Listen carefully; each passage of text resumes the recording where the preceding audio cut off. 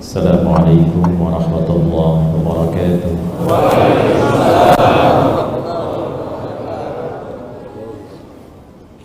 Alhamdulillahi wa kafa.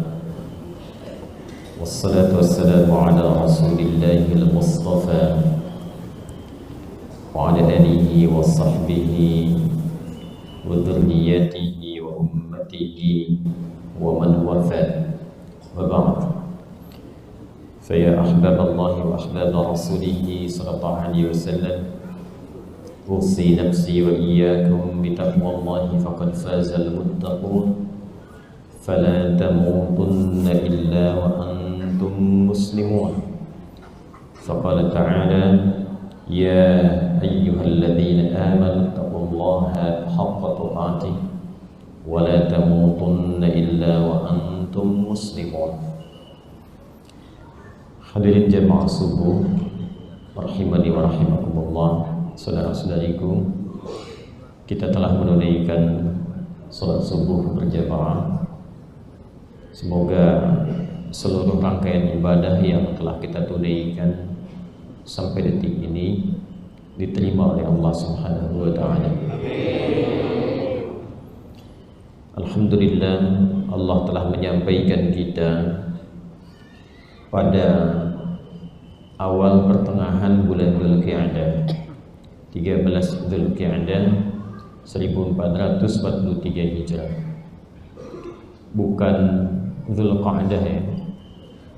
Bukan Dzulqa'dah, bukan Dzulqa'idah, tapi Dzulqa'dah.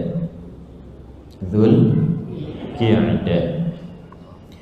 Dzulqa'dah benar, Dzulqa'dah benar, tapi yang dimaksud dalam penanggalan bulan ini atau penamaan bulan ke-11 ini itu yang lebih tepat Dzulqa'dah. Kalau Dzulqa'dah artinya sekali duduk. Jadi kalau saya berdiri kemudian saya duduk dan saya bangkit atau bangun kembali, itu disebutnya dengan qa'dah. Isim marrah, sesuatu yang berlangsung sekali cepat. Tapi kalau formulasinya menggunakan fi'lah, qi'dah, jilsah, itu artinya hay'ah, cenderung lebih santai. Dzulqa'dah adalah bulan orang duduk-duduk santai, memberikan kepada kita informasi bahwa sejak zaman jahiliyah dulu, di bulan Syawal itu penduduk Mekah mengalami peningkatan. Yang biasanya orang-orang Mekah itu merantau, berdagang, ada yang ke Syam, ada yang ke Yaman, kadang berlangsung di musim dingin, kadang-kadang di musim panas. Dan itu diabadikan di surah Quraisy, di ilafi Quraisy ilafihim rihlatash shita'i was-sayf falyabudu rabb hadzal bait alladzi at'amahum min ju' wa amanahum min khauf. Jadi biasa ke Yaman dia berdagang. Rasulullah SAW juga sejak usia dini sudah diajak oleh pamannya untuk merantau. Kemudian juga ke wilayah Syam, melewati kalau sekarang Jordania, Lebanon, Palestina sampai ke Syria, itu Syam. Nah, di bulan-bulan Syawal itu sudah mulai yang biasa dikunjungi, mulai berdatangan ke Mekah untuk berkumpul di puncak haji. Jadi ada yang datang berhaji, ada yang berniat berniaga di musim haji. Itu sudah kebiasaan di zaman jahiliyah. Karena itu nanti ada respon dari Al-Quran dengan turunnya surah kedua Al-Baqarah di ayat 198. فَإِذَا قَضَيْتُمْ مَنَاسِكَكُمْ فَاذْكُرُوا اللَّهَ عِنْدَ الْمَشْعَرِ الْحَرَامِ. Nah, sebelum ayat itu diturunkan, ayat sebelumnya mengatakan laisa 'alaikum junahun an tabtaghu fadlan mir rabbikum. Tidak berdosa kalau ada orang yang ingin datang ke Mekah itu niatnya untuk dagang di musim haji, cuma tidak mendapatkan pahala haji. Innamal a'malu bin niyat. Jadi orang yang berhaji dapat bagian hajinya, orang yang berdagang dapat hasil dari dagangannya. Nah, itu sudah kebiasaan masyarakat dulu, yang dagang, yang berhaji, sampai sekarang itu berlaku. Ya, jadi sejak bulan Syawal itu sudah mulai berdatangan. Karena itu bulannya disebut dengan Syawal, bulan peningkatan. Kenapa disebut meningkat? Karena jumlah penduduk Mekah pada masa itu meningkat bersamaan dengan datangnya orang-orang untuk berhaji atau berdagang.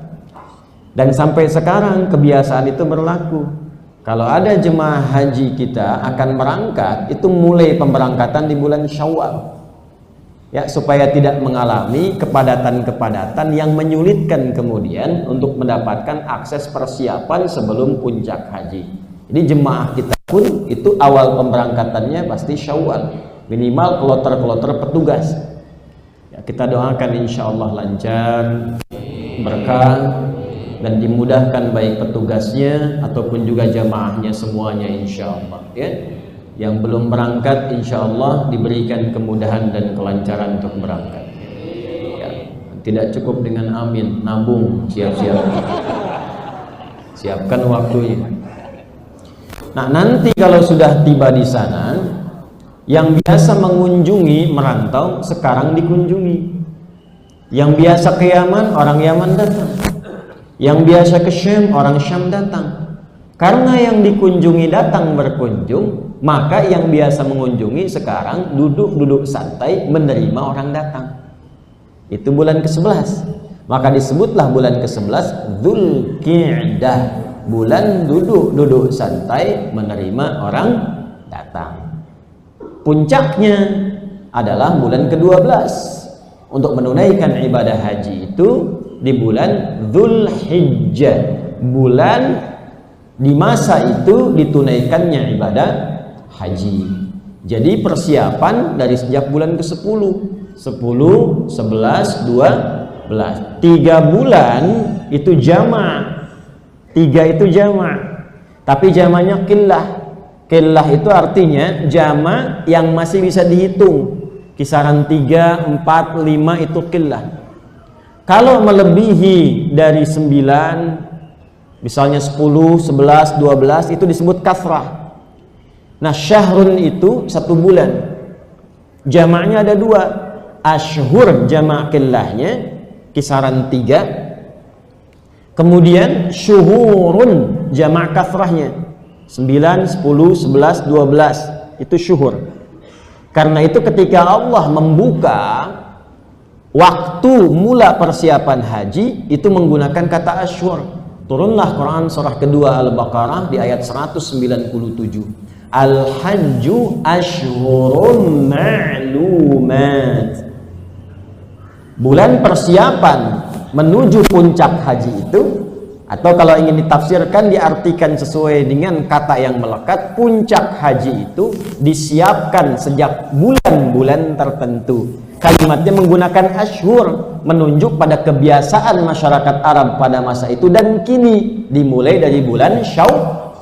Jadi hajinya tetap Dzulhijjah, wukufnya tetap tanggal 9. Tempatnya di mana? Di Arafah. Persiapannya sejak apa? Syawal. Jadi cara membaca dan mengartikan ayat itu, awas, yang dimaksud persiapan puncak haji dimulai dari bulan-bulan yang telah diketahui, maklumat. Orang dulu sudah viral, tahu dari Syawal itu udah persiapan. Jelas ya? Tapi kalau kita ingin jamakkan menjadi bentuk jamaknya kathrah 12 misalnya, maka berubah katanya dari ashhur menjadi syuhur. Karena itu ketika Allah memberikan informasi kepada kita yang tegas bahwa setahun ada 12 bulan. Nah, kalau 12 itu lewat dari 3 tidak? Lewat. Lewat dari 9 tidak? Lewat. Karena itu kata yang cocok secara bahasa bukan ashhur tapi syuhur. Maka di Quran surah ke-9 At-Taubah Di ayat yang ke-36 itu Allah menyampaikan inna iddatash syuhuri, bukan ashhur. Inna iddatash syuhuri 'indallahi 12 syahran fi kitabillah yauma khalaqas samawati wal arda minha arba'atun hurum. Jumlah bilangan bulan dalam setahun yang telah Allah tetapkan sejak mencipta langit dan bumi itu setahun ada 12 bulan. Satu-satunya kitab suci di muka bumi yang menerangkan secara detil bahwa setahun 12 bulan itu Al-Quran. Ya, itu Al-Quran. Nah, dalam setahun ini 12 bulan ini ada juga 4 bulan yang spesial. Jadi setiap bulan itu, hadirin sekalian, itu punya fadilahnya sendiri, punya keutamaannya sendiri. Beberapa waktu yang lalu kita melewati Ramadan ya. Ramadan itu punya keutamaannya sendiri. Bulan di dalamnya ditunaikan apa? Ibadah siyam. Ya ayyuhalladzina amanu kutiba alaikumus siyam. Bulan di dalamnya peristiwa turunnya Al-Quran. Syahr Ramadan alladzi unzila fihil Quran. Bulan di dalamnya ada semalam saja, namanya malam Al-Qadar. Inna anzalnahu fi lailatul qadar. Itu keistimewaan Ramadan. Selain Ramadan, ada juga 4 bulan lain yang istimewa. Awas, hati-hati. Karena ini yang 4 ini kekinian harus sering kita viralkan. Sekarang kan musim viral ya. Setelah viral di komen, like and share. Ini penting diviralkan khususnya bagi setiap muslim yang beriman karena hukumnya mengikat. Jadi setiap muslim kalau sudah masuk 4 bulan ini diikat dengan hukum yang melekat di bulan itu, dan ini yang membuat ketentuan Allah. Kita muslim bukan? Halo? Muslim bukan? Mukmin bukan? Berarti ayat ini hukumnya berlaku untuk kita. Ya, sepanjang kita beriman, hukum berlaku untuk kita. Sepanjang kita berislam, hukum berlaku untuk kita. Karena itu seringkali dalam Al-Quran ketika spesifik menunjuk hukum untuk orang beriman, kalimatnya dibuka dengan panggilan iman. Ya ayyuhalladzina amanu. Hai orang-orang yang beriman. Yang belum beriman tidak hai. Ya ayyuhalladzina amanu, untuk puasa. Kembali ke At-Taubah ayat 36. Minha arba'atun hurum. Dari 12 bulan itu ada 4 dikenal dengan bulan hurum. Hurum itu akarnya sama dengan kata hurmah. Akarnya sama dengan kata haram. Seakar semuanya. Apa yang dimaksud bulan hurum itu? Yaitu bulan yang di dalamnya kita diperintahkan oleh Allah Subhanahu wa ta'ala untuk meningkatkan evaluasi diri, untuk meningkatkan introspeksi diri. Diminta berlatih kita di 4 bulan ini. Dan sebelumnya kita telah melewati Ramadan, kematangan selama 1 bulan, kematangan ibadah. Tinggal dikonfirmasikan itu nanti, dilatih di 4 bulan itu. Kalau ini bisa kita jaga dan bisa kita lakukan, maka insya Allah kita akan dibimbing berhasil menjadi insan yang paripurna, yang terbiasa menjaga diri dari maksiat dan meningkatkan taat kepada Allah Subhanahu wa ta'ala. Jadi Ramadan, bulan yang mensupport kita meningkatkan taat. 4 bulan ini bulan yang melatih kita untuk menjaga diri dari maksiat. 1 tambah 4 berapa? 5. 4 bulan ini dikenal dengan bulan hurum. Minha arba'atun hurum. Rumus dari nabinya, hadis dari Ibnu Abbas radhiyallahu taala anhuma menyampaikan kepada kita, Rasulullah sallallahu alaihi wasallam, bahwa 4 bulan hurum ini thalatha mutawaliyan. 3 bulannya posisinya berurutan. Yaitu bulan ke-11 Dzulqa'dah, bulan ke-12 Dzulhijjah, bulan yang pertama Al-Muharram, baru yang keempat bulan ketujuh namanya bulan Rajab. Wa Rajabun Mudhar ma baina Jumada wa Sya'ban. Bulan Rajab yang dikenal oleh suku Mudhar, bulan ketujuh antara Jumada dan Sya'ban. Kalau ada kita di satu di antara 4 bulan ini, maka hukum bulan itu melekat untuk kita semua. Nah, sekarang kita ada di bulan yang ke-11. Dan nanti akan berlanjut selama 3 bulan ini. Nanti di pertengahan dari 3 ini, 11, 12, bulan 1. Yang paling puncak nanti mendekati puncak latihannya itu, ya sebelum akan berakhir, jadi ada pembuka, pertengahan, nanti sebelum berakhir dan akan menyampaikan ke bulan yang ke-7 lagi sebagai pondasinya. Nanti puncak-puncaknya berlangsung 10 hari itu di bulan Dzulhijjah itu. Nah, latihan dasarnya dimulai dari sekarang. Jadi kalau sudah masuk bulan ke-11 dan sekarang sudah mau masuk pertengahannya 13, maka fala tadhlimu fihinna anfusakum. Jangan sampai ada insan beriman, orang Islam berbuat zalim di bulan-bulan itu. Karena itu komennya Ibnu Abbas radhiyallahu taala anhuma, turjumanul Quran, yang dapat doa dari Nabi, Allahumma faqihhu fid din wa 'allimhu ta'wil, yang mendapatkan gelar sang penerjemah Al-Quran, sang penafsir Quran. Apa komentar beliau? Jika ada insan beriman sengaja berbuat maksiat di bulan-bulan hurum ini, maka berpotensi mendapatkan dosa 2 kali lipat dibandingkan bulan biasa. Sebaliknya, lawan dari maksiat itu taat. Lawan dari maksiat taat. Kalau ada orang mengerjakan ketaatan pun, itu pahalanya berpotensi mendapatkan 2 kali lipat di sisi Allah Subhanahu wa taala. Jadi kita mesti memahami selain Ramadan pun ada yang istimewa. Nah, bulan ini jangan sampai luput, karena kalau sudah lewat dari kita, nunggunya setahun lagi. Belum tentu dapat kalau memang hidup sampai setahun itu. Karena itu syukuri ketika bulan itu tiba, maka rumusnya fala tadhlimu fihinna anfusakum. Anfus jamak qillah dari kata nafas. Jamak kafrahnya nufus. Apa itu nafas? Nafas itu secara singkat, keadaan terdalam di jiwa kita yang memiliki 2 cabang. Satu potensi baik yang dilatih saat Ramadan, namanya jiwa takwa. Yang kedua, lawannya fujur yang sering disebut dengan nafsu. Nah, latihannya itu 4 bulan ini.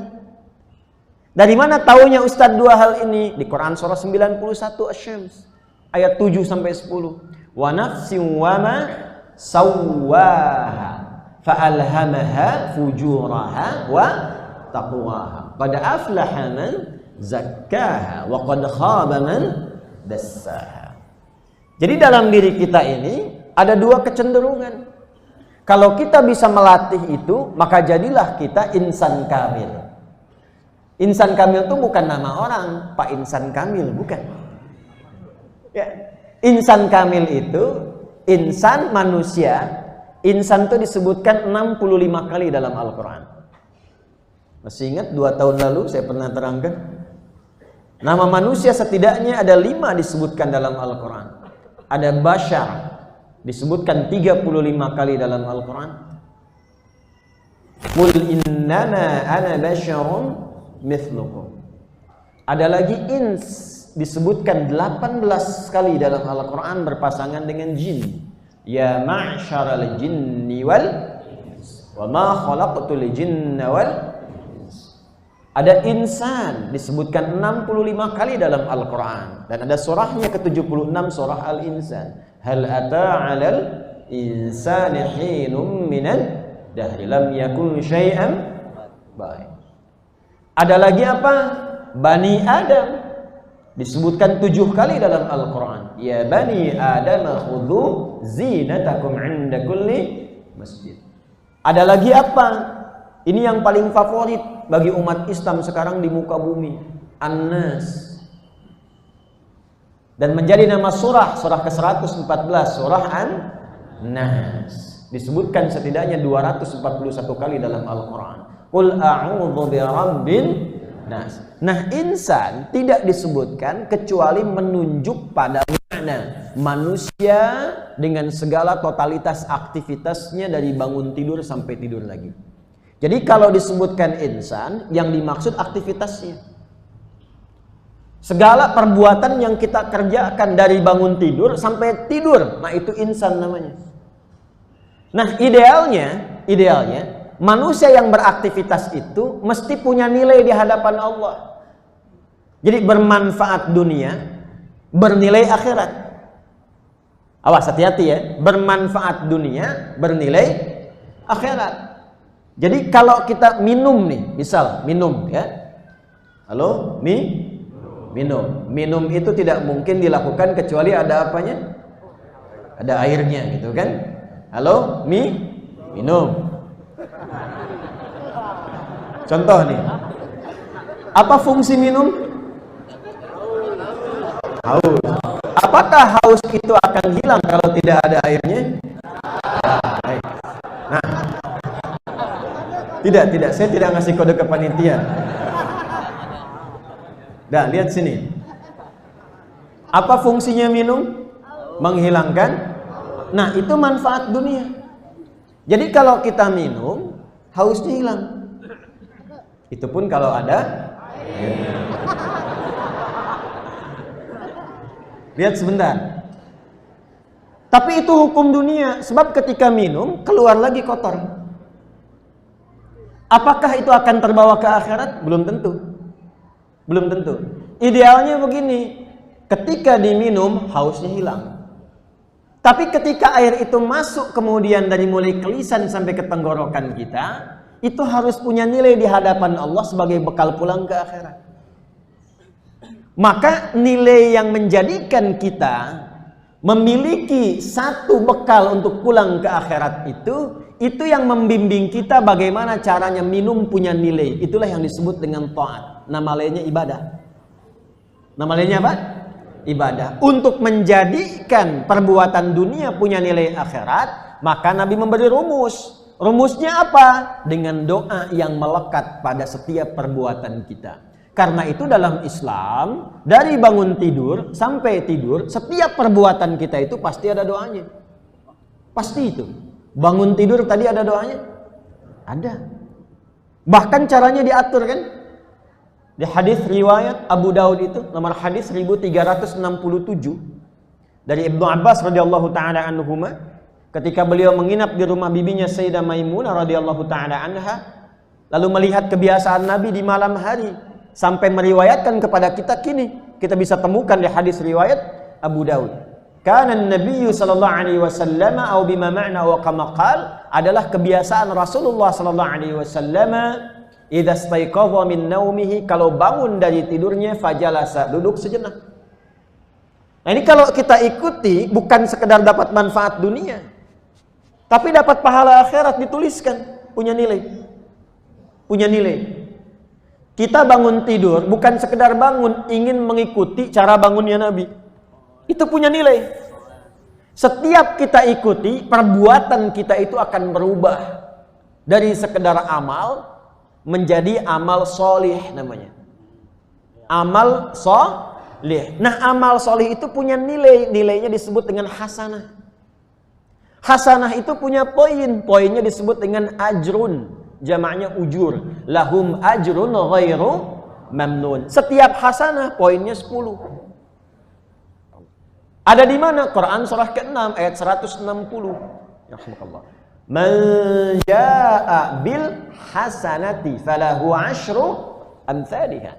Siapa yang mengerjakan satu perbuatan amal saleh, diniatkan benar karena Allah, maka menjadi hasanah. Setiap itu bernilai hasanah, dapat poin 10. 10 itu yang disebut dengan ajrun namanya. Itu yang dicatat malaikat. Kalau ini habis saja. Jadi begitu diminum, masuk ke tenggorokan kita, ada manfaat, haus hilang.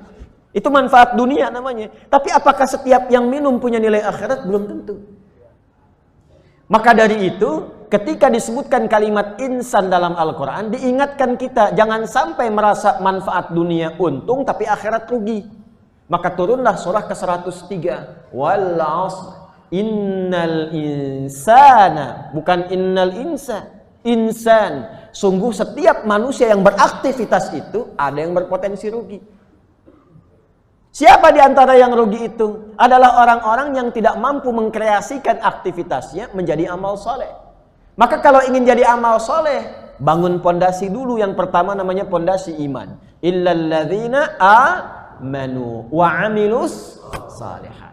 Ketika dikerjakan, jadi amal soleh, dituliskan pahala 10 kebaikan. Nah, pahala itu yang ikut. Minumannya tidak. Karena itu kita selalu bermohon, bagaimana caranya dunianya jadi hasanah. Dan ketika jadi hasanah itu di akhirat bisa dikonfirmasi, dikumpulkan bekalnya saat ditimbang ada. Makanya sering kita berdoa itu, dunianya sukses, akhiratnya sukses. Maka sering kali dikutip Al-Baqarah ayat 201.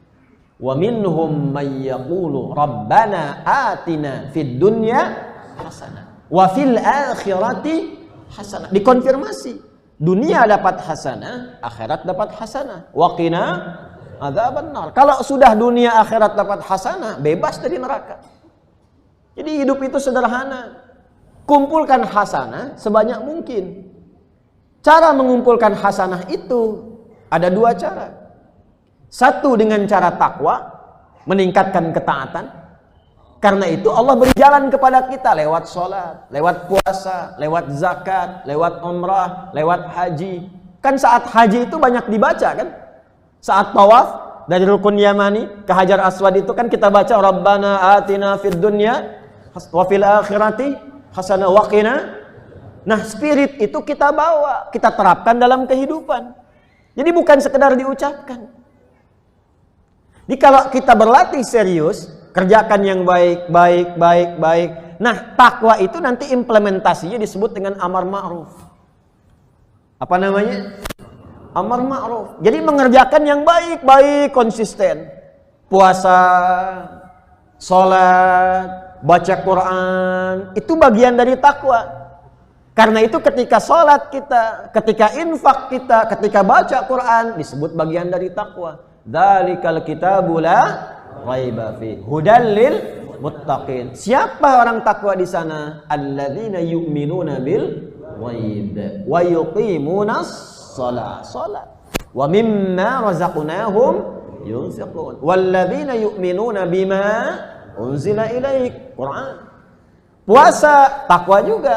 Ya ayyuhalladzina amanu kutiba alaikumus syiyam kama kutiba 'alal ladzina min qablikum la'allakum takwa. Haji, umrah, takwa juga. Al-Baqarah ayat 197. Al-hajju ashhurum ma'lumat. Faman farada fihinnal hajja fala rafatha wala fusuqa wala jidala fil hajj. Wa ma taf'alu min khairin ya'lamhu Allah wa tazawwadu fa inna khairaz zadi. Nah, itu bagian pertama yang takwa. Yang kedua, kalau ingin sempurna, yaitu bagian fujurnya, lawan dari takwanya, namanya fujur. Asalnya sebetulnya katalisnya, cuman setan mengambil itu untuk menjerumuskan manusia supaya terjebak pada keburukan. Nah, itu yang harus kita kendalikan. Takwa dinaikkan, yang fujur dikendalikan. Fa'alhamaha fujuraha wa taqwaha. Latihan mengendalikan fujur itu yang sering disebut nafsu. Dari mana ketemu nafsu? Asalnya begini. Fujur itu dimanfaatkan oleh setan untuk dibisiki. Ya, jadi lawan-lawan dari sifat takwa itu munculnya di fujur. Dan selalu ada lawannya. Contoh, ada baik, lawannya apa? Buruk. Sekarang kalau kita detilkan yang baik, misal jujur ada di takwa. Lawan dari jujur, dusta, ada di fujur. Rendah hati itu ada di takwa. Lawan dari rendah hati itu sombong. Sombong itu ada di fujur. Nah, setan itu memanfaatkan jiwa fujur manusia untuk digoda dengan halus sekali. Godaan halus yang tak terasa tiba-tiba sampai ke jiwa itu disebut dengan was-was. Ya. Nafas itu jiwa, tempatnya di kolbu. Kolbu itu tempatnya di sodrun. Jamak dari sodrun itu sudurun. Alladzi yuwaswisu fi sudurin. Kalau kena sama setan, ada penyakit nanti di hati. Di tempat nafas. Tempatnya kolbu, jamaknya kulub. Kalau sudah kena penyakit kolbu disebut maradun fi qulubihim marad. Karena itu iri hati. Kan belum pernah dengar iri akal. Ada yang iri akal? Tidak. Yang ada iri hati. Dendam, sombong, ria, itu tempatnya di fujur, di nafas. Dibisiki oleh setan. Itu diinfo oleh Quran. Allah tuh saking sayangnya ke kita, waspadalah, waspadalah. Setan udah ikrar itu. Di Quran surah keempat An-Nisa ayat 118. Bonus posisi paling kanan sebelah bawah.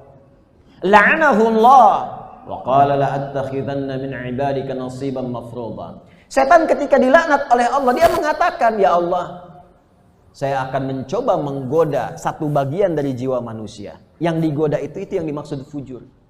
Kalau diikuti nanti perintahnya kepada keburukan, berbuat buruk, alih-alih jujur berdusta, alih-alih tawadhu sombong, alih-alih saling menyayangi, saling iri hati. Itu setan.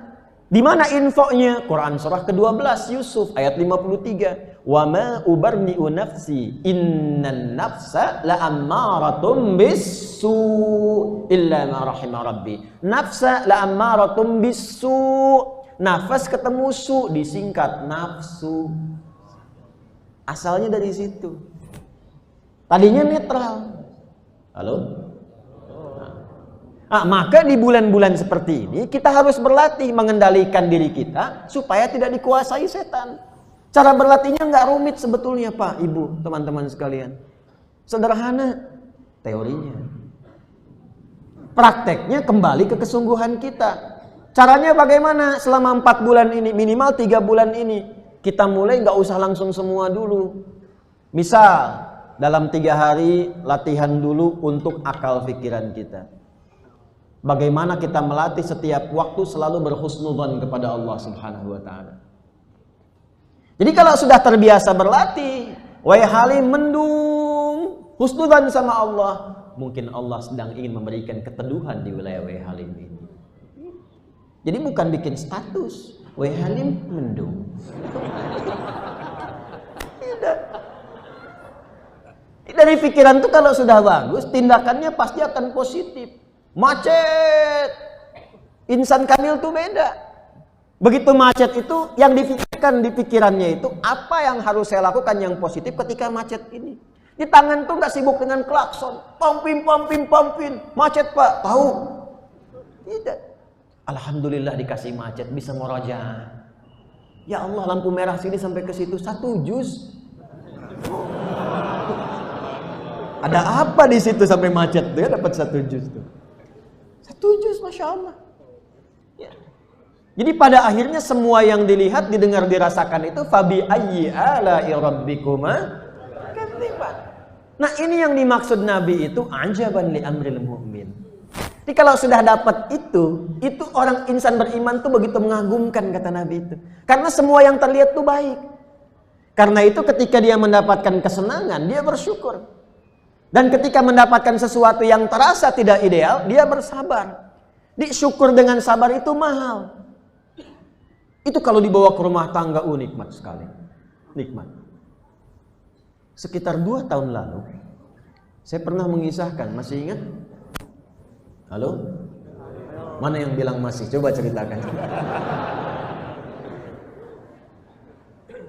Ada suami istri.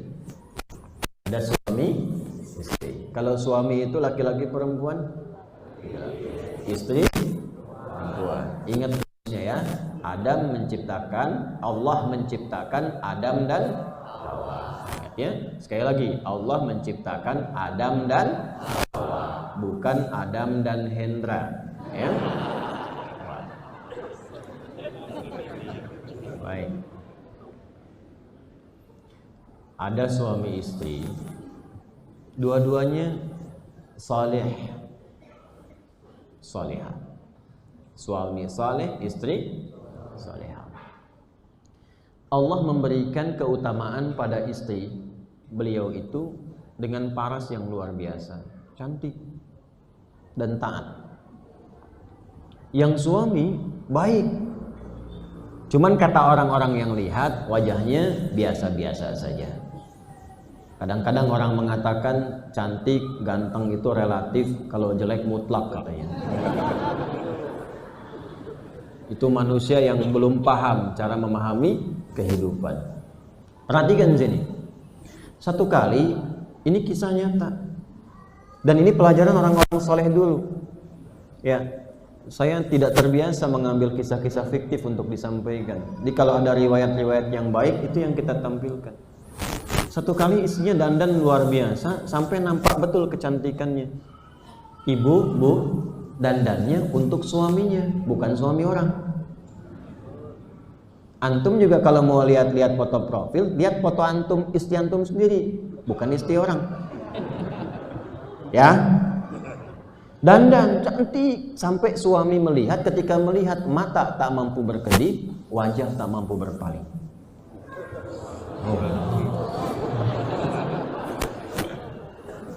Ya.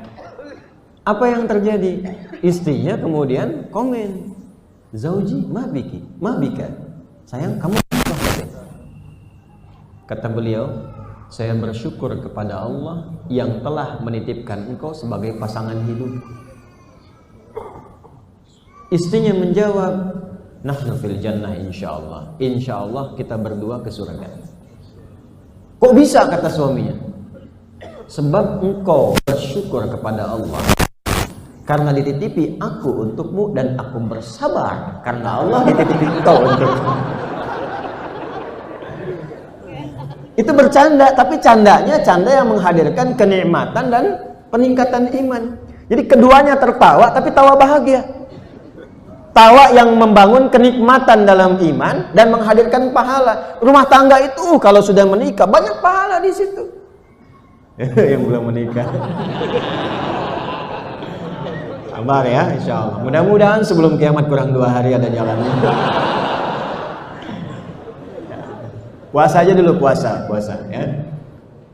Ya, itu ada di Ibnu Majah nomor hadis 1864 dari Sayyidah Aisyah radhiyallahu taala anha. Jadi insan beriman tuh begitu, itulah insan kamil. Setiap aktivitasnya demikian. Maka kita berlatih pertama pikiran kita. Kondisikan supaya selalu husnudzan. Husnudzan tuh ada caranya. Ya kalau sudah kelihatan itu menyimpang, bukan husnudzan lagi. Naik bis, ada pemuda tangannya kelayap ke tas ibu-ibu, itu bukan husnudzan, copet namanya itu. Langsung diatasi.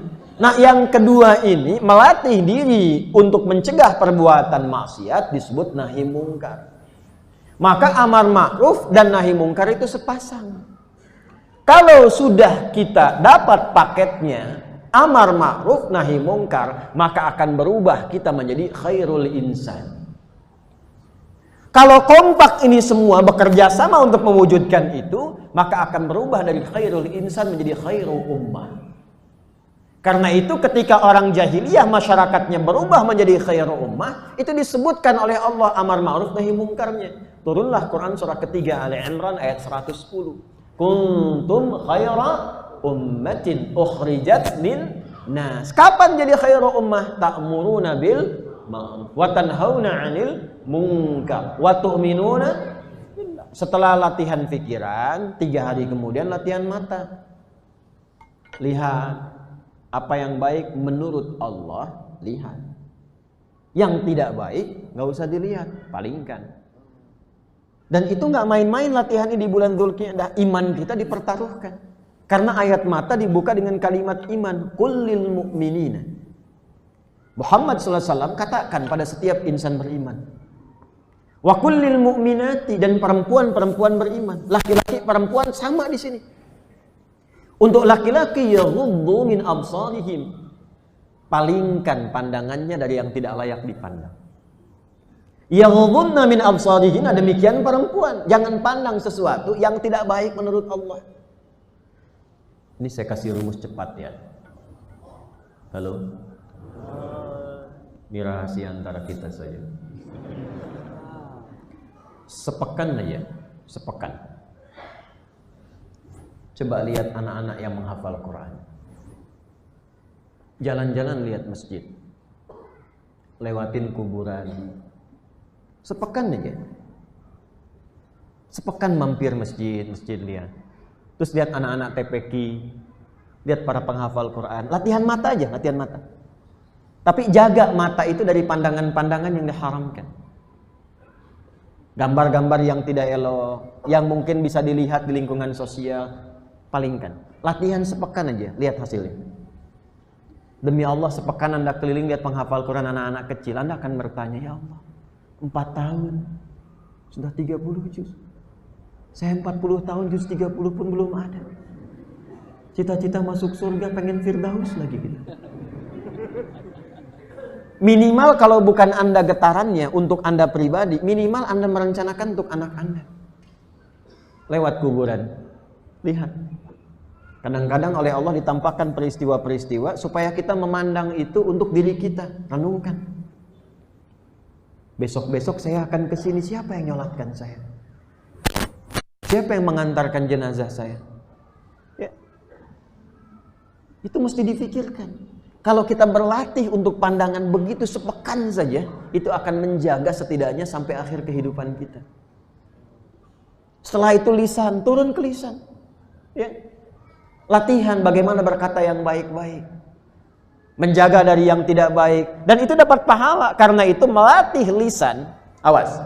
Untuk konsisten pada kebaikan, itu pertaruhan iman. Man kana yu'minu billahi wal yaumil akhiri falyaqul khairan aw liyasmut. Siapa yang merasa beriman pada Allah dan hari akhir, buktikan dengan berkata yang baik, tak mampu diam. Nah, itu turunkan sampai ke bawah, sampai ke kaki. Kalau sudah sampai kaki kita konsisten, maka bukan insan kamil lagi gelarnya. Allah langsung menurunkan satu gelar khusus untuk pribadi yang bisa seperti ini. Gelar itulah yang tadi dibacakan imam kita di rakaat pertama. Ibadur Rahman. Wa ibadur Rahmanil ladzina yamshuna 'alal ardi hauna wa idza khatabahumul jahiluna qalu salama. Jadi kalau sudah jadi ibadur Rahman, jalannya itu bermanfaat. Jalannya pun ada manfaatnya. Dan kalau diolok-olok, diprovokasi, itu responnya pun respon-respon kebaikan. Kadang mendoakan, kadang mengarahkan pada yang baik. Jadi nggak terpengaruh dengan hal-hal yang tidak penting. Kalau sudah jadi orang penting di hadapan Allah, pulangnya pun tempatnya yang paling penting. Surganya bukan surga biasa, langsung Firdaus. Firdaus. Makanya ketika disebutkan penghuni surga Firdaus itu, salatnya istimewa, perbuatannya penting-penting. Quran surah ke-23 itu dari ayat 1 sampai 11. Qad aflahal mu'minun alladzina hum fi salatihim khashi'un. Kalau sudah jadi ibadur Rahman, salatnya khusyuk. Walladzina hum 'anil lagwi mu'ridun. Dan dia ini karena orang penting, yang enggak penting itu enggak keluar lagi dari dirinya. Bikin hoax itu enggak penting, makanya enggak dibuat hoax. Mencela itu enggak penting, makanya tidak saling mencela. Berselisih itu nggak penting, karena itu lebih memilih damai dibandingkan dengan perselisihan. Orang-orang seperti ini yang konsisten sampai dengan wafatnya, ulaika humul warithun alladzina yarithuna al-firdausa hum fiha khalidun. Maka inilah orang-orang penghuni surga Firdaus yang sedang berpetualang di bumi. Bulan ini bulan latihan konsisten kita. Siap? Ya. Ini memang tidak mudah. Untuk bisa istiqamah, bisa konsisten, itu setidaknya harus melewati 9 tahapan utama. Ada berapa? 9. Jadi untuk konsisten itu mesti ada 9 tahapan utama. Konsis 1, konsis 2, konsis 3, konsis 4, sampai konsis 10. Mau ditulis.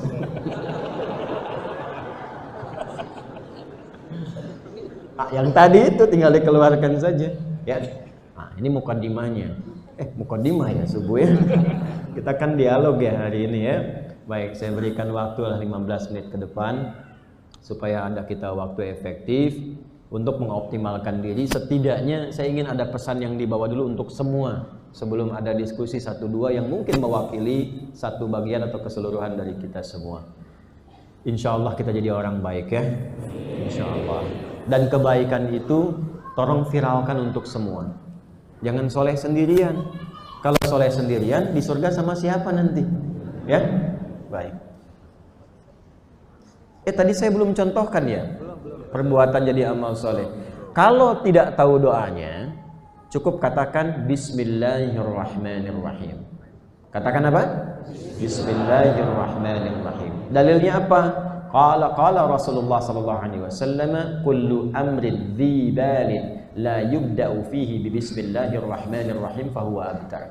Setiap perbuatan baik yang dipandang baik oleh Allah yang tidak dimulai dengan bismillahirrahmanirrahim, maka terputus nilai akhiratnya. Cuman dapat dunia, pahalanya nggak ada. Ya. Kalau serasa kepanjangan, ya minimal bismillah. Ya, saya sarankan lengkapi bismillahirrahmanirrahim. Rahman itu rahmat Allah di dunia. Rahim itu rahmat Allah di akhirat. Jadi bismillah, baknya sebabiyah. Bisa juga ghayah. Dengan sebab inilah aku ghayah menunjukkan perbuatanku, ku kerjakan karena Allah. Rahman supaya dapat rahman dunianya, rahmat Allah di dunia, rahim dan berkah akhiratnya. Contoh. Ini fungsi minum menghilangkan haus. Sebelum diminum, khudh biyaminika ma yalik. Ambil dengan tangan kananmu yang paling dekat denganmu. Ini buka dulu, ambil.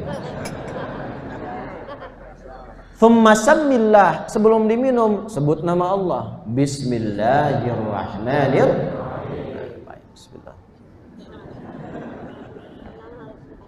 Alhamdulillah.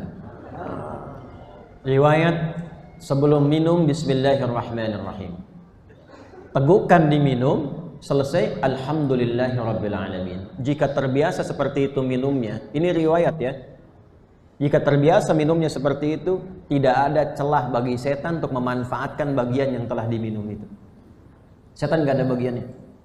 Kalau setan sudah nggak punya bagian, maka walaupun seteguk, minuman itu akan ada berkahnya. Apa berkah itu? Ziyadatul khair, bertambah nilai kebaikannya. Jadi walaupun cuma minum seteguk, ada orang-orang yang minum seteguk, makan satu kurma, tapi kalau tahajud bisa sampai kakinya bengkak. Tapi kalau bekerja bisa semangat. Baca Quran bisa khatam. Kenapa? Berkah. Jadi berkah itu mahal. Ya. Pilih mana? 10.000 berkah atau 1 juta tidak berkah? Pilih mana? 1 juta berkah.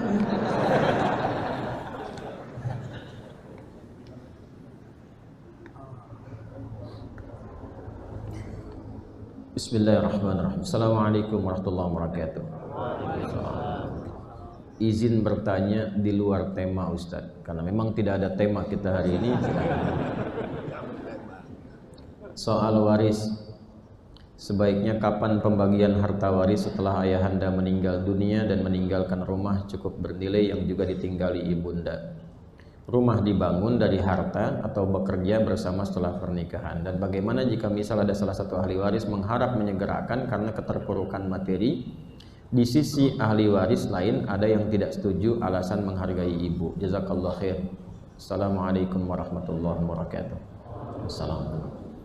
Pertama kita doakan bersama, semoga dari penanya atau yang mewakili juga situasi yang serupa di antara kita diberikan kemudahan oleh Allah Subhanahu wa taala. Yang telah meninggalkan terlebih dahulu dirahmati, dikuburnya, diterima amal solehnya dan diberikan kekuatan pada keluarganya, dipersatukan kembali di akhirat kelak. Idealnya kalau kita ngaji Quran, warisan itu sifatnya ada 3. Saya ulangi, warisan sifatnya ada berapa? 3. Dan orang tua mesti berusaha memastikan 3 hal ini bahkan sebelum meninggal. Jangan sampai setelah meninggal ahli warisnya mengalami kebingungan. Dan kebingungan dimaksud bisa mengarah juga pada pertikaian. Warisan pertama, ini warisan yang sifatnya abadi sampai akhirat. yang akan menyatukan kembali orang tua dan keturunannya, baik anak bahkan ke cucu, berkumpul kembali karena rahmat Allah di surga. Ini yang menentukan. Jadi kalaupun hartanya banyak, kedudukannya tinggi, gak menjamin pertemuan kembali di akhirat kelak. Yang menentukan yang pertama ini. Yang pertama itu adalah warisan iman. Hendaklah orang tua berwasiat kepada seluruh anaknya untuk mempertahankan keimanannya sampai mereka wafat dan kembali kepada Allah Subhanahu wa taala. Jelas? Baik, perhatikan baik-baik. Apa dalilnya? Quran surah kedua Al-Baqarah ayat 133. Sebelah kiri pertengahan di mushaf standar. Ini sunnah para nabi, dipraktekkan sejak zaman Nabi Yaqub alaihissalam. Am kuntum syuhada'a idh hadara Yaqub al-maut idh qala li banihi ma ta'buduna min ba'di qalu na'budu ilahaka wa ilaha abaika Ibrahim wa Ismail wa Ishaq ilahan wahida wa nahnu lahu muslimun. Ini konfirmasi nih dari yang menciptakan kita, dari Allah Subhanahu wa taala, bahwa Yaqub dan keluarganya keluarga muslim. Perhatikan baik-baik. Am kuntum syuhada, apakah Anda pernah menyaksikan, mendengar atau tahu tentang kisah viralnya Nabi Yaqub alaihissalam ketika beliau di ujung kehidupannya dalam keadaan menjelang sakaratul mautnya. Jadi saat menjelang merasakan rasa-rasa sudah mendekati masa-masa akhir kehidupan, biasanya kan ada tanda-tanda ya. Ya, tanda-tanda itu tidak harus spesifik, ada yang umum, misal di melemahnya fisik, ya kan? Tanda-tanda spesifik fisikal yang dapat dijelaskan oleh medis juga. Ada juga yang kadang tidak demikian, diberikan firasat, ada. Ya, tidak harus kemudian sesuai dengan usia, tidak, karena usia itu nanti kehendak Allah. Ajal itu terserah Allah. Ya, jangan Anda misalnya ini pastikan nih, ya, ini usia sudah 80 tahun, udah dekat-dekat nih, kayaknya udah bau tanah nih. Itu yang dibilang bau tanah, Anda mungkin bau kuburan. Ya. Nah, kalau sudah merasakan demikian itu, maka kumpulkan keluarga. Yakub mengumpulkan anak-anaknya. Apa yang dikonfirmasi pertama Yakub itu? Aduh, mohon maaf Pak ya, Ibu, mohon maaf sekali. Jangan sampai selama berkehidupan dari mulai anak Bu dikandung, dididik Bapak cari nafkah untuk supaya anak bahagia. Jangan sampai perjuangannya sia-sia dan berpisah saat di akhirat. Karena perpisahan di dunia itu sementara, kalau sudah di akhirat itu abadi sifatnya. Ya, itu mendalam sekali. Berpisah di dunia saja sudah terasa bagaimana keadaan diri kita itu. Bagaimana di akhirat? Hati-hati. Karena itu yang bisa menyatukan itu apa? Keimanan. Nah, kalimat viral pertama yang disampaikan Yaqub alaihissalam kepada anak-anaknya, ma ta'buduna min ba'di. Beliau tidak mengatakan ma ta'kuluna min ba'di. Nah, kalau bapak nanti meninggal, kalian imannya bagaimana?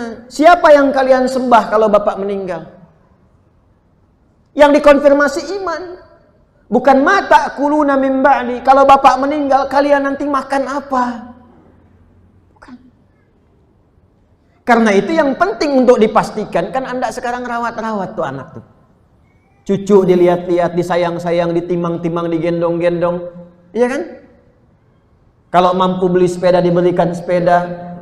Kadang-kadang sedang tiduran, capek luar biasa, datang cucu. Opa, ba, masih bisa senyum. Ya, itu ketemu lagi enggak tuh? Nah, yang bisa menyatukan itu dasarnya iman. Dari mana tahu konfirmasinya itu? Nanti ditafsirnya di Quran surah ke-52 At-Tur di ayat 21. Walladzina amanu. Dan para orang tua yang beriman itu. Wattaba'athum dzurriyyatuhum biimanin. Dan mampu mendidik anak-anak cucu-cucunya sehingga mewariskan, diikuti keimanannya itu dan amal solehnya oleh anak cucu keluarganya. Alhaqna bihim dzurriyyatahum. Kami akan satukan kembali keluarga besar ini di satu tempat di surga. Itu janji Allah. Saya bacakan ayat.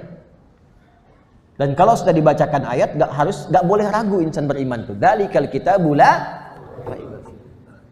Tapi belum selesai ayatnya. Belum selesai. Wa ma alatnahum min 'amalihim min syai'. Kullu imri'in bima kasaba rahin. Dan kami tidak akan pernah sia-siakan. Kalau ada na, jangan diartikan kami dalam bentuk jama, bukan. Kalau na di Quran itu diartikan dengan pendekatan balaghah, artinya sesuatu yang agung. Demi keagunganku, begitu cara mengartikannya. Ta'zimun nafsi li ta'zimi sya'ni. Dan demi keagunganku, kata Allah. Kalau ada orang tua benar menyiapkan itu, bapak kerja, anak sekolahkan. Simpan di TPQ ad-doa misalnya. Ya, setelah itu dia sekolah ilmunya cari, agamanya diperkuat. Apa yang terjadi? Kalau kemudian wafat dengan sama-sama konsisten pada demikian, kata Allah, aku gak akan sia-siakan setiap jerit payah orang tua mewujudkan itu. Lalu disatukan di akhirat kelak. Tapi itu pilihan. Kalau mau silahkan, kalau tidak resiko masing-masing. Tapi baiknya Allah kepada kita sebelum wafat sudah diinfo duluan. Itu satu.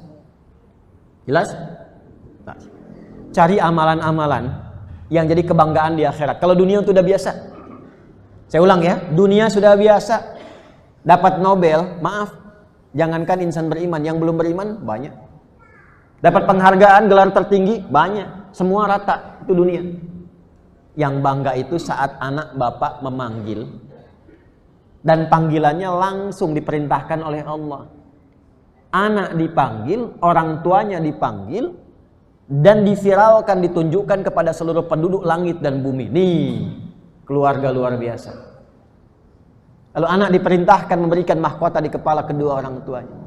Lalu dia menggandeng bapak ibunya, menggandeng pasangannya, diikuti semua keluarga besarnya, diviralkan di akhirat, diminta masuk surga, dan diminta semua malaikat menyambut di setiap pintu surga akan datangnya parade keluarga besar itu. Itu ada di Quran. Surah ke-13 ayat 23 sampai 24. Jannaha wa man salaha min abaihim wa azwajihim wa dzurriyyatihim wal malaikatu yadkhuluna 'alaihim min kulli bab salamun 'alaikum bima sabartum fa ni'ma uqbad dar. Ada anak-anak keluarga besar masuk lewat surga Aden. Disambut oleh semua malaikat di depan pintu surga, mengucapkan selamat kepada mereka. Ternyata anak ini menggandeng bapak ibunya begini.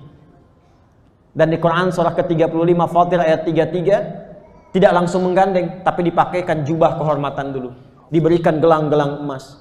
Lalu di hadis sahih di At-Tirmidzi dipakaikan mahkota kehormatan di kepalanya. Masya Allah, menggandeng bapak ibunya, pasangannya, diikuti anggota keluarganya. Siapa mereka ini? Ternyata di antara amalannya ahli Quran. Makanya maafkan saya. Kalau saya itu suka cerewet, maafkan saya. Dekati Quran. Dekati. Walaupun cuma rajin ngaji, niatkanlah jadi bagian ahli Quran. Maafkan saya. Walaupun cuma ngaji, Pak. Jangan tinggalkan Quran dalam sehari. Baca aja, walaupun satu halaman. Baca. Itu karena saya sayang. Ya. Naikkan menghafal, naikkan. Karena Masya Allah ya, kita tuh nggak tahu ketemu lagi nggak dengan orang tua kita itu, anak-anak kita, kerabat kita, sahabat kita. Ya. Maafkan saya. Jadi itu kalau dapat itu, nggak semua dapat. Dan itu yang memviralkannya Allah yang memerintahkan kita itu. Jadi saya melihat kenapa sih banyak orang tua membanggakan urusan dunia itu. Dunia itu biasa saja, karena yang lain juga bisa mendapatkan itu. Apa yang Bapak banggakan? Bagus, anak-anak itu bagus. Matematikanya bagus, fisikanya bagus, juara kelas, bagus. Tapi kalau akhirat gak juara, apa investasinya? Sayang Pak. Saya tuh kenapa seringkali haru? Karena saya seringkali menemukan orang-orang yang sering dipandang rendah dalam status dunianya. Hanya karena terlihat hartanya kurang. Hanya karena terlihat status sosial kedudukannya itu rendah. Tapi Masya Allah, mereka begitu bahagia, yakin dengan akhirat. Mereka merasakan hidupnya sementara. Ternyata bapaknya ahli Quran, ibunya istrinya hafal 7 riwayat, anaknya para penggaan. Itu kalau nerima 500.000 sebulan itu, bilang komennya Pak, Masya Allah, Abi pulang tuh bawa uang banyak sekali. Kok kenapa Anda bawa 5 juta ke rumah tuh gak cukup-cukup? Apa yang salah gitu? Nah itu satu. Jadi sebelum kita bicara tentang harta materi, bicara lu dengan iman. Jangan sampai nanti rebutan harta, justru yang mewariskan itu bersedih karena keadaan anak keturunannya berebut harta dan tidak mewariskan amal soleh. Bukankah kita ingat kalau anak itu rajin berdoa, anak soleh, pahala mengalir untuk orang tua yang telah wafat. Waladin solihin yad'u lahu. Jadi kita berpikir yang positif dulu. Jangan sampai rebut, ngejar ini, ngejar itu, tapi kita lupa. 2, warisan ilmu, pengetahuan. Jangan sampai meninggalkan anak-anak itu dalam keadaan yang lemah, termasuk ilmunya. Di antara tafsirnya Quran surah keempat An-Nisa ayat 9. Wal yakhshal ladzina law taraku min khalfihim dzurriyyatan dhi'afa. Dhi'afa di sini ini ada yang mengartikan salah satunya iman, ada yang mengartikan salah satunya harta, ada yang mengartikan salah satunya ilmu. Maka sekolahkan di tempat-tempat yang baik untuk mendidik. Ayo didik anak-anak kita itu. Ya. Nggak apa-apa, silahkan. Mau jadi insinyur, jadi insinyur. Yang mau jadi dokter, jadi dokter. Kalau sudah beriman, sambil belajar di kedokteran, sambil menghafal Quran. Nanti jadi dokter yang soleh. Allah akan bimbing itu. Al-Imam Asy-Syafi'i, orang taunya ahli fikih. Beliau itu juga, itu di bidang kedokteran luar biasa. Itu belajar kedokteran, Pak. Al-Imam Asy-Syafi'i itu, Bu. Dan kalau kita ngaji, itu kalau Anda belajar misalnya, ada kitab tuh bagus tuh. Ya, karangan Ibnu Rushd. Bidayatul Mujtahid namanya. Bidayatul Mujtahid itu buku fikih muqarin, komparasi fikih. Itu yang nulis dokter bedah. Ibnu Rushd. Di orang-orang dulu itu nggak nanggung. Astronom, ahli Quran. Fisikawan, kimiawan, juga hafal Quran. Hidupkan dia dari sekarang. Selain mempercepat pengetahuan, itu meningkatkan kualitas amalan. Ilmu. Yang ketiga, baru harta. Saya kasih urutan yang paling ringan dulu dibawa hidup. Ya, kalau harta itu kan cukup berat dibawa kemana-mana, kata Ali bin Abi Thalib itu. Tapi kalau ilmu sudah masuk, dibawa kemana-mana ringan. Dan ilmu itu investasi harta. Semakin tinggi ilmunya, semakin menyesuaikan hartanya. S1 dengan S2, kalau melamar kerja, mana yang paling tinggi gajinya? S2. Kalau ada S3, mana yang paling tinggi gajinya? S3. Tapi ilmu kalah sama iman. Kalah sama iman. Ya, makanya kalau imannya kuat, gak terbatas pembelian rezekinya. Baru kita bahas yang ketiga, tentang warisan harta. Harta ini spesifik. Yang pertama dilakukan adalah, awas, ahli waris dulu. Keluarkan. Siapa aja ahli warisnya? Jelas? Halo? Ahli waris, ashabul furud. Sekarang pulang nanti ke rumah, keluarkan anggota keluarga satu-satu. 1, 2, 3, 4. Bikin oleh kita, ya, plus, tanda plus begini, yang paling gampang. Kanan kiri, suami istri, ke atas ayah ibu, maksudnya kakek nenek ke atas, ke bawah anak sampai cucu. Gitu aja simpelnya. Kalau semakin tarik ke kanan berarti saudaranya suami siapa. Tarik ke kiri saudaranya istri siapa. Semakin mendekat ke tengah, itulah ashabul furud. Yang berhak sah pertama kali mendapatkan warisan, nggak terhalang. Semakin terus ke kanan, ke kiri, ke atas, ke bawah, itu potensial terhijab. Misal ada anak, ada cucu, sepanjang anak ada, cucu nggak dapat. Jelas ya? Ayah, ibu nggak terhijab, dapat bagiannya. Nah, bagian ini dikumpulkan. Kalau sudah ada, sudah ketahuan misalnya semuanya, maka bagian-bagian ini sekiranya ada yang wafat, dikeluarkan dulu hitungannya. Misal, ya, suami misalnya, ya, istri meninggal, ada suami ini, anak tidak ada, dapat setengah, anak ada, dapat 1/4. Misal, ya, kalau suami yang meninggal, ada istri, berapa bagiannya? Ada anak, berapa bagiannya? Keluarkan dulu bagian-bagiannya. Ya. Kalau sudah ketahuan semuanya sampai ke anak berapa dan sebagainya, minimal ketahui dulu bagian ini. Jadi kalau ada kasus misalnya suami meninggal dunia, meninggalkan anak, berarti ini ayah meninggal, sisa ibu kan? Setelah ketahuan, ayah meninggal, meninggalkan apa nih? Harta bendanya berapa? Bisa dihitung. Kalau sudah tahu bagian-bagiannya kita mengerti, tinggal dipraktekannya saja nanti sesuai dengan kondisinya, muqtadal hal. Ada rumah, rumahnya cukup bernilai, tapi kalau dijual, ibu siapa yang rawat? Tinggal dengan siapa? Maka kalau sekiranya sepakat ini duduk, bermusyawarah, gak apa-apa, sudah paham semua, ini dilepas, nanti si kakak misalnya ibu sama kakak, ya, atau ibu sama adik. Tapi kalau sekiranya masih ada ibu nih, bagaimana caranya memberikan bagian? Karena harus dibagi nih. Ketika meninggal yang satu, ini mesti dibagi. Ketika akan dibagikan, oh ini nggak bisa dilepas nih, maka mungkin saudara yang lain bisa berkumpul. Sudah, bagian kamu dikeluarkan, nanti dibayarkan dari yang aku dulu. Ketika kamu mendapatkan dari situ, lalu kemudian diberikan bagiannya. Atau dibantu secara cicilan dari keluarga yang lain, disebut dengan infak. Infak sesama keluarga terdekat, itu di Al-Baqarah 215. Karena tahu bagian kalau dinilai sekian, nanti hasil dari situ ketika diberikan bantuan-bantuan, dijual misalnya rumahnya, dapat bagian, dibayarkan itu secara menyeluruh setelah itu mendapatkan bagian. Jadi solusinya enak.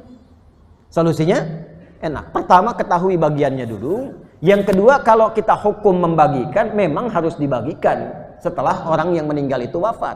Tapi kapan dibagikannya, itu melihat pada kondisi, situasi dan kondisi yang menyesuaikan dengan keadaan-keadaan ahli warisnya.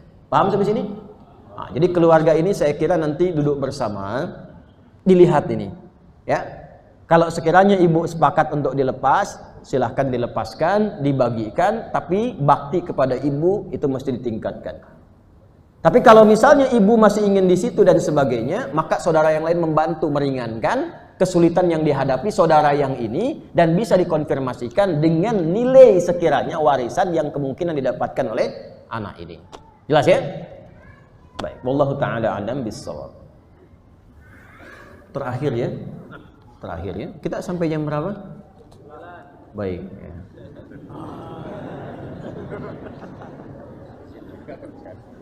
Iya, saya 6:30, beliau mau sampai jam 9 di sini. Assalamualaikum warahmatullahi wabarakatuh. Assalamualaikum. Izin bertanya. Apa itu sofi? Apa itu sufi? Tanda tanya. Kenapa banyak orang-orang menyoal tentang sufi? Menyoal ya yang bertanya saja, yang tidak bertanya tidak menyoal gitu kan? Sufi, kita gali dulu dari katanya. Asalnya dari kata, paling dasarnya itu sofa. Paling dasarnya apa? Sofa. Kemudian dari situ nanti berkembang. Misal ada tasfiyah, ada sufi, ada sufiyah, ada sofia. Sofa pada asalnya proses membersihkan sesuatu atau menyaring sesuatu yang kotor sehingga muncul yang bersihnya saja. Proses saringannya ini disebut dengan tasfiyah namanya. Jadi kalau misal nih ada mineral mau disaring nih, kan bisa air bisa logam ya, kan dibersihkan dulu kan dari yang kotornya. Anda kalau mau bangun pasir kan suka disaring dulu ya, nah itu saringannya disebut tasfiyah. Minyak disaring supaya yang jernihnya yang keluar, itu tasfiyah namanya. Menyaring yang kotor sehingga yang bersihnya yang muncul. Nah yang bersihnya ini yang keluar, itu disebut dengan apa? Disebut dengan sofia, sesuatu yang jernih, yang bersih. Ya, Ibu Sofia, ibu yang jernih, bersih pikiran dan hatinya, sehingga ketika bertutur pun menyaring lisannya sehingga tidak keluar yang kotor-kotor dari lisan. Karakter orang yang telah mendapatkan itu, orangnya disebut dengan sufi namanya. Di sufi itu pada asal mulanya adalah orang yang mampu mengatur dan menyaring dirinya sehingga yang keluar dari seluruh anggota tubuhnya itu selalu yang baik-baik dan mulia. Kalau bicara yang baik, kalau menatap yang baik, kalau berjalan yang baik, merespon apapun selalu baik keluarnya. Itulah sufi. Kita kalau sa'i dimulai di bukit apa? Sofa. Berhenti di mana? Marwah. Harus selalu di Marwah ya. Dimulai di sofa, berhenti di Marwah. Kalau berhenti lagi di sofa, itu kalau enggak 6 berarti 8 kali. Harus di Marwah. Nah, kenapa bukitnya disebut dengan bukit sofa? Itu ada kisahnya. Sayyidah Hajar alaihissalam itu kan naik ke bukit itu ketika beliau punya hajat untuk anaknya Ismail alaihi salam. Menangis, ASI nggak keluar. Ketika merengek kemudian menangis, semakin haus, disimpan terlebih dahulu. Beliau mencari. Dalam pencariannya itu kan seorang ibu kadang berpikir ya, kalau anak sedang ingin mendapatkan minuman, ASI tidak keluar, kadang-kadang kan gelisah kalut kan, di mana ini nyari-nyari dan sebagainya. Maka hal yang ditampilkan pertama kali oleh beliau itu berprasangka baik kepada Allah. Beliau menyaring segala pikiran-pikiran yang tidak baik. Nggak mikirkan yang buruk, kenapa saya harus ditempatkan di sini, ditinggalin oleh suami, nggak tahu kapan baliknya. Tapi yang ada di kepalanya adalah ini perintah Allah. Kalau Allah sudah perintahkan, pasti diberi jalan. Kalau Allah sudah takdirkan, pasti diberikan solusi. Pikiran-pikiran baik yang menyaring segala yang buruk ini, sehingga keluar yang jeleknya, masuk yang baiknya saat mendaki bukit, itu yang menjadikan namanya disebut dengan sofa. Orang yang berpikir baik, ini filosofinya. Orang ini, ingat ya, filosofi itu hikmah bahasa agamanya. Orang yang melakukan sesuatu dengan pikiran baik pada awalnya, berprasangka baik pada Allah, husnudzan, maka Allah akan angkat tempatnya di tempat yang tertinggi dan berpeluang meraih setengah dari kesuksesannya. Karena itu ketika ingin menuju tempat kesuksesan yang ingin diraih namanya marwah, orang-orang itu diangkat dulu oleh Allah seperti naik ke atas bukit. Walaupun tetap menempuh ikhtiar. Turun, jalan, kadang jalan cepat, naik ke atas, kadang fata morgana, bolak-balik. Tapi begitu dapatnya melimpah, bahkan tak berhenti di masanya saja. Itulah Zamzam. Jadi kenapa disebut dengan Bukit Sofa? Tempat itu bukan sekedar nama tempat, ada hikmah. Salah satu bentuk hikmahnya adalah memberikan kesan bahwa ketika akan memulai aktivitas, walaupun kita serius, tetap tautkan tawakal kita kepada Allah dengan berprasangka baik. Kembali kepada sufi. Nah, sufi ini pada mulanya adalah makna asalnya orang-orang yang mampu menyaring keadaan jiwanya. Menyaring keadaan jiwa, prosesnya disebut dengan tazkiyah. Zakka yuzakki. Jiwa, bahasa Qur'annya disebut dengan nafas. Dari mana ditemukan ini? Dari Quran surah ke-91. Di ayat 7 sampai 10 tadi, wa nafsi wa ma sawwaha fa'alhamaha fujuraha wa taqwaha qad aflaha man zakkaha. Ditasrif di sorof zakka yuzakki tazkiyatan. Tazkiyah itu sifatnya disatukan dengan nafas, maka menyatu menjadi tazkiyatun nafas. Di tazkiyatun nafas itu proses tazkiyah. Proses tazkiyah itu sama dengan proses tasfiyah, menyaring yang kotor di jiwa sehingga bisa dikendalikan yang muncul yang baiknya saja. Bagaimana cara melakukan itu? Itu sudah ada dari salah satu misi Nabi. Di Nabi Muhammad itu ketika ditugaskan oleh Allah, salah satu misi terbesarnya itu membimbing umatnya supaya bisa tazkiyatun nafas.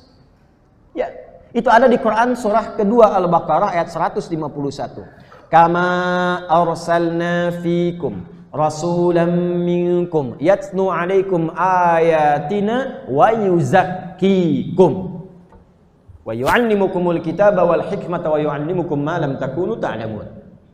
Kata Allah, dengan keagunganku telah diutus seorang rasul dari kalangan kalian. Tugasnya membimbing kalian dengan ayat Allah. Karena itu Nabi kalau bimbing kita menyampaikan di firman Allah turun, lakukan begini, tinggalkan ini. Apa tujuan ayat itu diturunkan? Wa yuzakkikum, supaya kita dibimbing, membersihkan jiwa kita. Disaring, jangan sampai petunjuk di jiwa keluar di mulut, keluar yang kotor. Jadi kalau isi hatinya kotor, mulutnya keluarnya kotoran. Kalau isi hatinya kotor, yang dipandang yang kotor-kotor. Maka dibantu kita melalui risalah Nabi, dibimbing oleh ayat, dibimbing lewat ibadah supaya membersihkan jiwa. Nah, dalam bahasa Arab, jalan mengikuti itu, jalan itu jalan, bahasa Arab disebutnya syariah. Dari kata syara'a. Kalau ini jadi panduan disebut syariat. Jadi jalan menjadi sufi itu artinya membersihkan jiwa itu dengan cara mengikuti syariat. Apa bentuk syariat itu? Salat syariat, Karena itu kalau sholatnya benar, nanti yang kotor di jiwa ada dua. Satu fahsya, kedua mungkar. Itu dibersihkan. Maka turun Quran surah ke-29 ayat 45. Utsnu ma uhya ilaika minal kitab wa aqimis sholah. Innas sholata tanha 'anil fahsya wal mungkar. Jadi kalau pengen jadi sufi dalam arti orang bersih, orang baik, orang yang dari ujung kepala sampai ujung kaki itu sifatnya mulia, maka jalan pertama kali ikuti syariat. Sholat, tunaikan, tingkatkan dengan sunnah, puasa, baca Quran, rajin sedekah, itu sufi. Hasilnya apa? Perbuatan-perbuatan mulia, perbuatan-perbuatan baik. Kalau sudah dapat itu, maka dekat hubungan dengan Allah. Kedekatan itu bisa melihat, membedakan mana yang menurut Allah benar, mana yang tidak benar. Yang benar diikuti, yang salah ditinggalkan. Kemampuan membaca itu disebut dengan ma'rifat. Ma'rifat itu kenal, tahu. Ma'rifatullah, kenal Allah. Bagaimana kenal Allah? Lewat hukumnya, lewat syariatnya. Nah, ini yang menjadikan sufi itu pembatasannya. Kalau dikumpulkan karakteristiknya menjadi tasawuf. Di tasawuf itu satu disiplin ilmu. Nasab sanadnya ada. Cuman jalurnya lewat syariat. Yang jadi persoalan kadang-kadang ada orang ingin meraih itu dengan menyalahi tuntunan syariat. Yang keluar dari syariat ini yang disoal. Jelas? Jadi kalau tujuan sufi itu bukan untuk melihat yang macam-macam. Saya ingin menjadi sufi karena saya ingin melewati sungai dengan jalan kaki. Ya nggak harus jadi sufi, jalan aja di sungai. Kalau sungainya dangkal, ya. Saya ingin menjadi sufi karena saya ingin bisa berjalan di lautan misalnya. Saya ingin jadi sufi karena ingin membaca pikiran orang. Bukan itu capaian tertingginya. Capaian tertingginya itu akhlak. Nanti Allah berikan kemuliaan. Biasanya kemuliaannya tampak setelah dia meninggal itu. Itu yang disebut dengan karamah. Jadi untuk Nabi itu mukjizat, untuk orang-orang mulia itu karamah. Karamah itu nampak nanti keutamanya setelah orangnya wafat. Karena itu orang-orang yang punya karamah biasanya nggak menjual karamahnya. Dan tidak buka praktek. Karena itu kalau ada orang-orang yang kelihatannya misalnya seperti benar, ya taruhlah bisa melihat nih Anda kelihatan isi pikiran begini-begini, tapi ketika Anda bergaul ternyata tidak sholat, ya pakaiannya kayak bagus, jubah, pakai sorban, Allahu Akbar, Allahu Akbar, loh kok masih ngopi? Anda nanya, Pak Yai, kok nggak sholat? Ade masih latihan. Yai itu fisiknya minum kopi, rohnya sedang sholat. Itu stres itu. Mbah Yai Hashim itu ngarang kitab Risalah Ahlussunnah wal Jamaah, menyebut yang seperti itu orang tersesat, jangan diikutin. Orang tersesat. Ya, jangan diikutin kalau yang seperti itu. Karena sufi itu syariat. Otomatis kalau syariatnya benar diikutin jadi pada sufi semua tuh. Oh, sufi tuh, sufi. Ya, itu sufi dalam konteks yang benar. Ya, nah jalan untuk menuju itu disebut apa? Syariat. Kalau diperpendek disebut dengan tariq atau tariqah dari bahasa Arab. Makanya muncul tariqah, tariqah, tariqah, tariqah. Tapi kalau ingin tahu itu, maka masuk ke dalam jalur nasabnya dengan benar, dipelajari dengan benar dengan baik. Tapi jalan pertamanya adalah apa? Syariat. Jelas sampai sini? Baik, jadi persoalan sering muncul itu karena kontroversinya seringkali ada aliran atau praktek orang-orang tertentu yang prakteknya menyalahi syariat. Yang seperti itu nggak usah pusing-pusing. Ya, dan jangan menjadikan diri kita tersandera dengan maksiat. Nggak usah sibuk pencela, nggak usah sibuk penjelek-jelekan, tinggalkan aja. Nanti ditinggalkan juga sepi sendiri. Jelas ya? Baik, itulah yang ingin saya sampaikan supaya paham, supaya mengerti. Saya kira mungkin banyak didapatkan pertanyaan-pertanyaan, baik yang dituliskan di kertas atau juga yang lainnya. Tapi saya menghormati Bapak Ibu sekalian yang harus beraktivitas juga. Sekarang hari Senin, ya dimulainya hari beraktivitas. Di jalan juga orang banyak ke kantor, supaya kita juga membantu arus lalu lintas dengan baik, tidak terlampau padat, masuk kantornya juga tepat waktu. Jangan sampai nanti ada terlambat. Siapa? Kenapa kamu terlambat? Pengajian Ustadz Hadi. Besok-besok kita susah ngaji lagi gitu kan, karena menyebabkan orang kesulitan. Kita doakan mudah-mudahan wilayah Lampung negeri kita diberikan ketentraman, keamanan, kenyamanan, kemakmuran dan kesuksesan insyaallah. Kita semua sehat, dibebaskan dari pandemi, dari wabah, dan mudah-mudahan ini yang paling penting, amal kita diterima oleh Allah Subhanahu wa taala. Allahumma taqabbal minna innaka antas sami'ul 'alim wa tub 'alaina innaka antat tawwabur rahim. Allahumma arhamna ya Allah waj'alna min ahli al-Qur'an waj'al al-Qur'ana sahiban lana fid dunya wa syafi'an lana fil akhirati ya arhamar rahimin. Rabbana atina fid dunya hasanah wa fil akhirati hasanah wa qina adhaban nar. Wa sallallahu ala sayyidina Muhammad wa ala alihi wa sahbihi ajma'in. وآخر دعوانا سبحانك اللهم وبحمدك نشهد أن لا إله إلا أنت نستغفرك ونتوب إليك. سبحانك اللهم وبحمدك نشهد أن لا إله إلا أنت نستغفرك ونتوب إليك. نستغفرك ونتوب إليك. وآخر دعوانا أن الحمد لله رب العالمين. السلام عليكم ورحمة الله وبركاته.